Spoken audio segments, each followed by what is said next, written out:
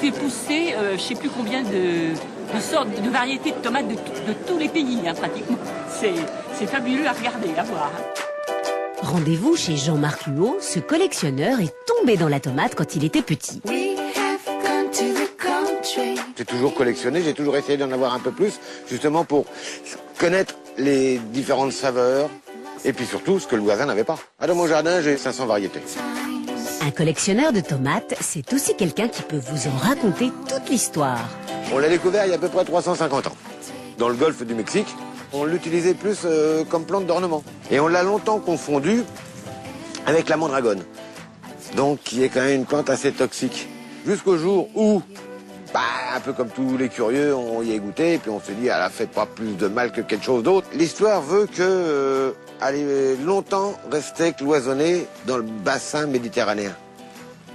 Il a fallu attendre quelques années après la Révolution pour que les Marseillais, profitant d'une exposition à Paris, se sont dit on va remonter les graines, on va donner ça aux maraîchers en région parisienne et ils vont les faire goûter, vous allez voir que c'est vraiment bon. Et si Jean-Marc peut faire pousser autant de variétés dans son jardin de Seine-et-Marne, c'est parce qu'une tomate, quelle qu'en soit la provenance, ça se cultive toujours de la même manière. Exactement la même chose, une tomate pousse exactement pareil, qu'elle soit originaire des Galapagos, des pays scandinaves, du Japon ou d'Afrique. Cultiver plusieurs variétés n'est donc pas plus compliqué que d'en cultiver une seule. Les grands distributeurs l'ont bien compris. Cette coopérative bretonne produit 70 000 tonnes par an dans ses serres. Les tomates anciennes lui permettent de se placer sur un marché hautement concurrentiel.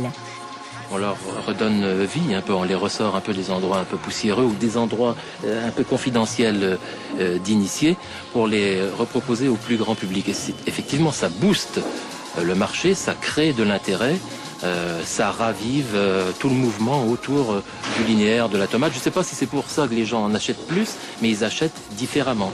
Néanmoins, les tomates anciennes nécessitent un savoir-faire particulier. Ce sont de vieilles variétés qui ont été entretenues et dont on se sert toujours aujourd'hui, mais qui ne sont pas adaptées à des niveaux de production élevés. Et là, on va se retrouver avec des 25, 30, maximum 35 kilos du mètre carré, avec des produits très fragiles, donc qu'il faut aussi travailler à la main avec beaucoup de soin, beaucoup de tendresse, et donc un coût aussi plus élevé. Les producteurs ont donc favorisé le retour des tomates anciennes pour gagner des parts de marché. Aujourd'hui, ils créent leur propre variété. On est allé voir une maison semencière, on lui a dit voilà, nous on aimerait avoir une tomate qui soit un peu plate, qui soit côtelée, qui soit très brillante et qui ait un niveau gustatif maximum. Et donc cette maison semencière a fait ce travail pour nous. La contrepartie, c'est que nous sommes les seuls à pouvoir distribuer cette tomate. Et dans ce domaine, nous n'en sommes qu'au début de nos surprises.